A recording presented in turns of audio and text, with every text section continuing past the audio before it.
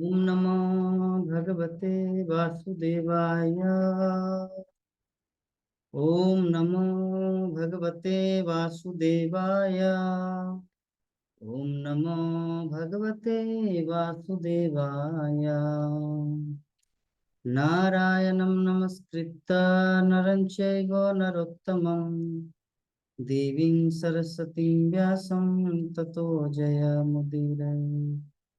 नष्टप्रायेषु अभद्रेषु नित्यं भागवत सेवया भगवती उत्तमश्लोके भक्तिर्भवति नष्टिकी।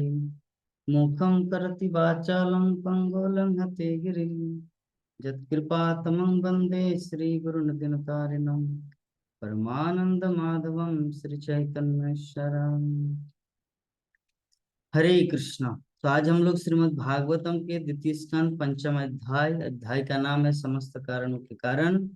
श्लोक संख्या 40 40 41 हम लोग चर्चा करेंगे।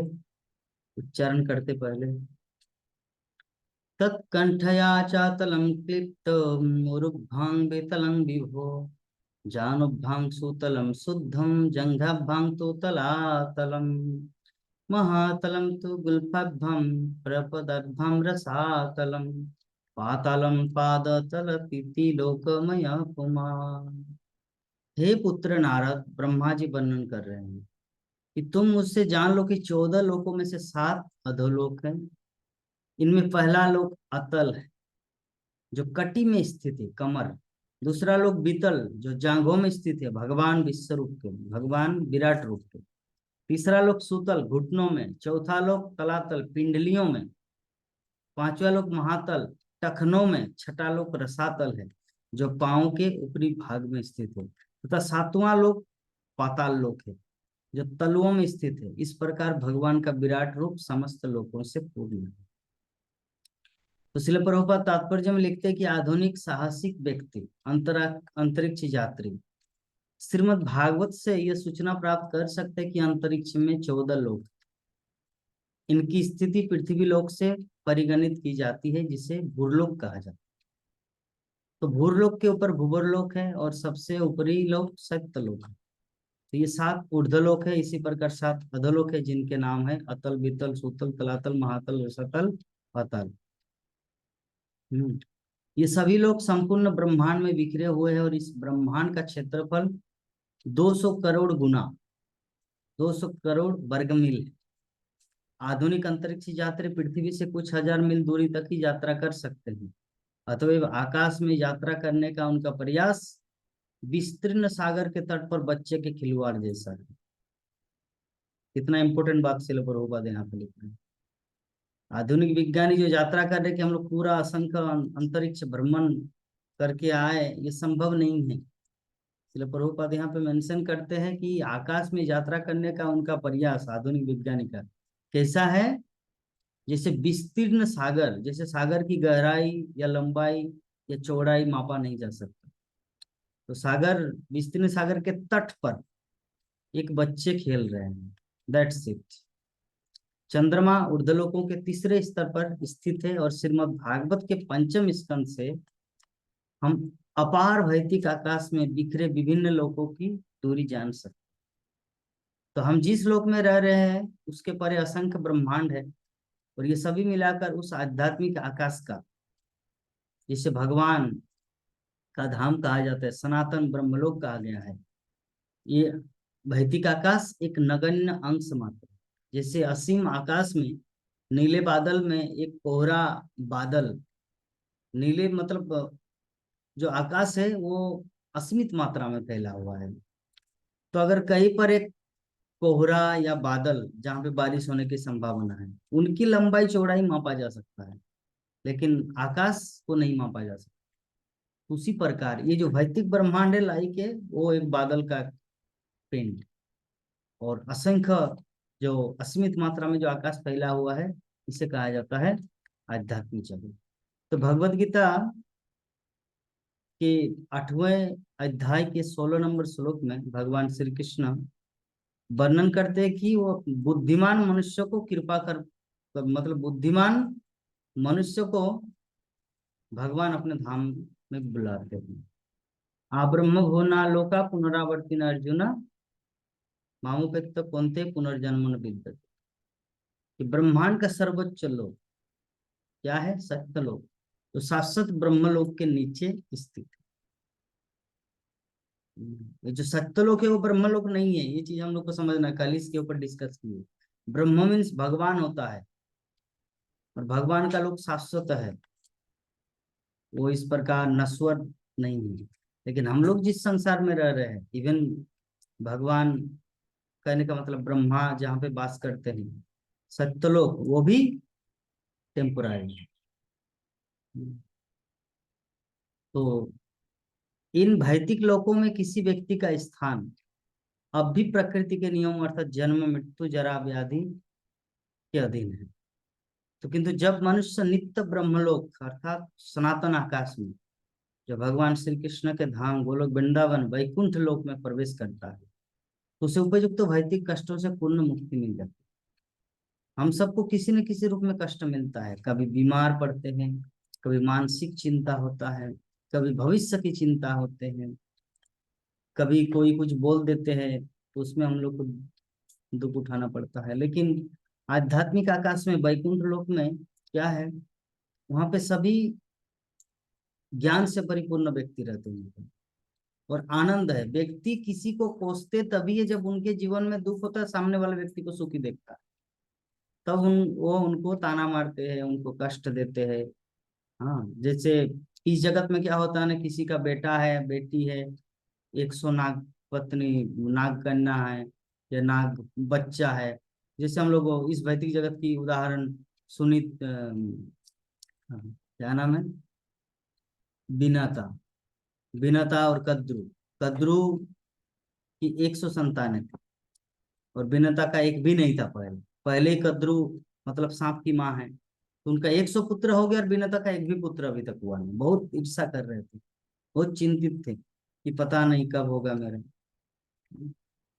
तो इसीलिए उनको गुस्सा आता था, कभी कभी ईर्ष्या बस। तो इस संसार की स्थिति ऐसा ही, किसी के पास बहुत ज्यादा धन है तो किसी के पास 1 रुपया भी नहीं है, तो धनी व्यक्ति के प्रति उनका ईर्ष्या होता है ऑटोमेटिक। लेकिन भगवत धाम में क्या है ना, भगवत धाम का पूरा साम्राज्य भक्त का होता है, और भक्तगण वहां पे सरल होते हैं। यहाँ पे मनुष्य क्या है ना, सरल नहीं है। पशु पक्षी जो होते हैं वो सरल है, वो प्रकृति के नियम के विरुद्ध नहीं जाते। कहीं पर अगर कोई बोरा सरसों का दाना या कुछ भी चना वहां पे फेंक देंगे, तो अगर मनुष्य को अगर मौका मिलेगा तो पूरा बोरा बोरा भर के ले जाएंगे। लेकिन चिड़िया आएंगे, जितना खाना है खाएंगे, फिर उड़ के चले जाएंगे। तो भगवत धाम के निवासी भी लाइक उस सरल पक्षी की तरह होते हैं, उनको उतना लोभ लालच नहीं होता। अरे भगवान है सरबराह करने वाले, हम कौन होते हैं इस विषय में चिंता करने को। हमारा काम है भगवान की महिमा कीर्तन करना, उनकी भक्ति करना, दैट्स इट। तो चिंतनशील दार्शनिकों ज्ञानियों तथा योगियों द्वारा कल्पित मुक्ति तभी प्राप्त होती है जब कोई भगवान का भक्त बन जाता है। जो भगवत भक्त नहीं है वो भगवत धाम में प्रविष्ट नहीं हो सकता। भगवान के भक्त जब तक नहीं बनता कोई, तब तक वो भगवान के धाम में नहीं जा सकता। आध्यात्मिक स्थिति में सेवावृत्ति की प्राप्ति ही मनुष्य भगवत धाम में प्रवेश कर सकता है, जहाँ पे अभी हम लोग हैं, इस भौतिक ब्रह्मांड में। यही से हम लोग को डेवलप करना है भगवत भक्ति का, सेवा भाव का। अतएव दार्शनिकों तथा योगियों को सर्वप्रथम भक्ति संप्रदाय की ओर आकृष्ट होना चाहिए, तभी वो वास्तव में मुक्ति लाभ कर सकता है। बहुत सारे योगी, बहुत सारे ऐसे आ, ज्ञानी हैं जो अपने आप को बहुत बड़ा समझते हैं, लेकिन श्रील प्रभुपाद तात्पर्य में लिखते हैं उनको पूर्ण रूप से भक्ति में योगदान करना होगा, तभी वो भगवान को प्राप्त कर सकते हैं। तो 42 नंबर श्लोक में वर्णन है, 41 40 और 41 40 नंबर श्लोक में हम लोग, और 41 नंबर श्लोक में वर्णन किए कि भगवान के कटी प्रदेश से नीचे अर्थात कमर के नीचे पैर तक, चरण कमल तक, ये 7 पाताल स्थित है। अभी वर्णन किया जाए 42 नंबर श्लोक में, भूलोको कल्पितो पदभ्याम भूवर्लोकस्य नाभिता स्वर्लोको कल्पितो मूर्धा इति वा लोक कल्पना। तो अन्य लोग संपूर्ण लोकों को तीन भागों में विभाजित कर सकते हैं। इनके नाम है परम पुरुष के पांव तक अधोलोक पृथ्वी तक, नाभि पर मध्यलोक तथा वक्षस्थल शीर्ष पर ऊर्ध्वलोक स्वर्ग तक, स्वर्ग मर्त पाताल। इसको तीन कैटेगरी में माना जाता है। तो इस प्रकार हम लोग ये जो हमारा अध्याय है इसको हम लोग समझ गए कि किस प्रकार नारद मुनि का प्रश्न था। नारद मुनि का पहला प्रश्न क्या था?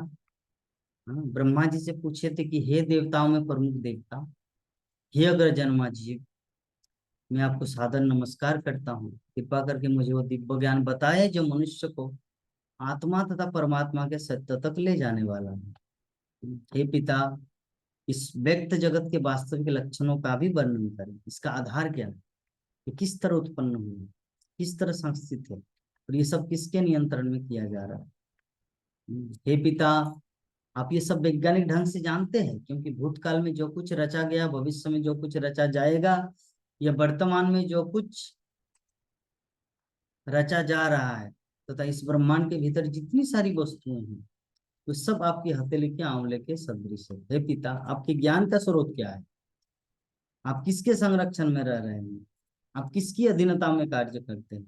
आपकी वास्तविक स्थिति क्या है, स्टेटस? क्या आप अकेले ही सारे जीवों को अपने निजी शक्ति के द्वारा भौतिक तत्वों से उत्पन्न करते हैं? तो इस प्रकार नारद मुनि का बहुत सारा प्रश्न था।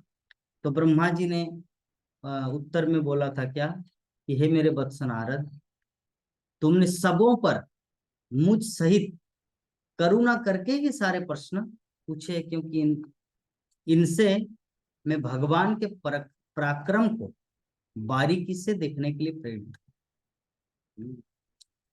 जैसे मान लीजिए कि एग्जाम्पल के रूप में हमारे पास बहुत सारा पैसा है, लेकिन इतना पैसा है कि हम लोग को हम गिन भी नहीं पा रहे हैं, इतना समय नहीं है।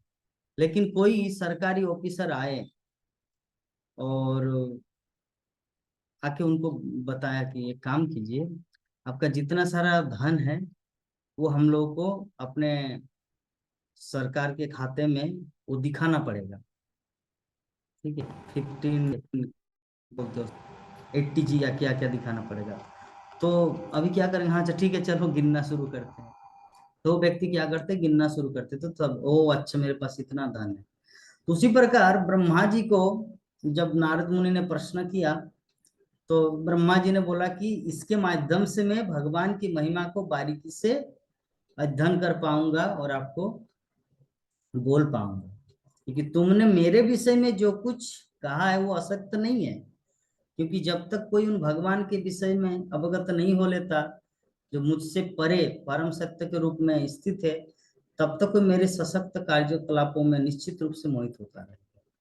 भगवान कृष्ण की महिमा जब तक वो नहीं समझ सकते या उनकी महिमा को नहीं श्रवण करेंगे, तब तक ब्रह्मा के जो कार्यकलाप है इससे निश्चित रूप से वो मोहित होता रहेगा। तो ब्रह्मा जी आगे वर्णन करते कि मैं उन भगवान वासुदेव को नमस्कार करता हूँ तथा उनका ध्यान करता हूँ, जिनकी दुर्जय शक्ति माया देवी अल्पज्ञ मनुष्य को इस तरह प्रभावित करती है कि वो मुझे ही परमेश्वर मान लेते हैं, मुझे ही परम नियंता मानते हैं। तो इससे एक चीज प्रमाणित होता है, ब्रह्मा जी जो बोल रहे हैं, इस संसार में जो भी व्यक्ति बोलते गुरु ब्रह्मा, गुरु विष्णु, गुरु महेश्वर, या सृष्टिकर्ता ब्रह्मा, विष्णु पालन करता, संहार करता शिव, तीनों एक ही लेवल का है, तीनों एक ही शक्तिमान से युक्त है। तो ब्रह्मा जी बोल रहे कि वो सबसे बड़ा गधा है, उनको ज्ञान ही नहीं है भगवत तत्व का, इसीलिए मुझे वो परमेश्वर मान रहा है। जो व्यक्ति मुझे परमेश्वर मान रहे, इसका मतलब वो माया द्वारा ग्रसित है। इससे एक चीज प्रमाणित होता है, हमारे आचार्य वर्ग यहाँ पे बोलना चाह रहे हैं कि समस्त वैदिक ग्रंथों का सार क्या है, वेदिश्च सर्वेर अहम वेद। भगवान कृष्ण को समझना, कृष्ण ही आदि पुरुष है, कृष्ण ही आदि भगवान है। उनको अगर हम लोग समझ जाते हैं तो बाकी सब कुछ समझ में आएगा। इस प्रकार सब कुछ डिटेल्स में ब्रह्मा ने नारद मुनि को बताया कि हे ब्राह्मण नारद, परम दृष्टा परम ब्रह्म प्रकृति के उपयुक्त तीन गुणों के कारण जीवों की इंद्रियों की अनुभूति से परे है, लेकिन वो मुझ समेत सबों के नियंता है। जीवात्मा क्यों नहीं भगवान को दर्शन कर पाता? क्योंकि भगवान बियॉन्ड और मेटेरियल कॉन्सेप्ट हमारे भौतिक इंद्रियों से परे है। तो ये जो हमारा श्लोक था पूरा आज खत्म हुआ, 42 नंबर श्लोक तक। तो आज की कथा को हम लोग यहीं पर विराम देंगे। कल पुनः आपके बीच में हाजिर होंगे। पुरुष सूक्त की पुष्टि, अध्याय 6, श्रीमद् भागवतम द्वितीय स्कंद के 6वां अध्याय, पुरुष सूक्त की पुष्टि। आगे और क्या क्या है वर्णन करेंगे नारद मुनि के सामने। तो आप सभी भक्तों को बहुत बहुत धन्यवाद। हरे कृष्णा कृष्णा कृष्णा हरे हरे, हरे राम राम राम हरे हरे। जय जगत गुरु शिल प्रभुपाद की, ग्रंथराज श्रीमद् भागवत महापुराण की, अनंत कोटि वैष्णव भक्त वृंद की, समवेत गौर भक्त वृंद की, निताय गौर प्रेमानंदे। हरि हरि।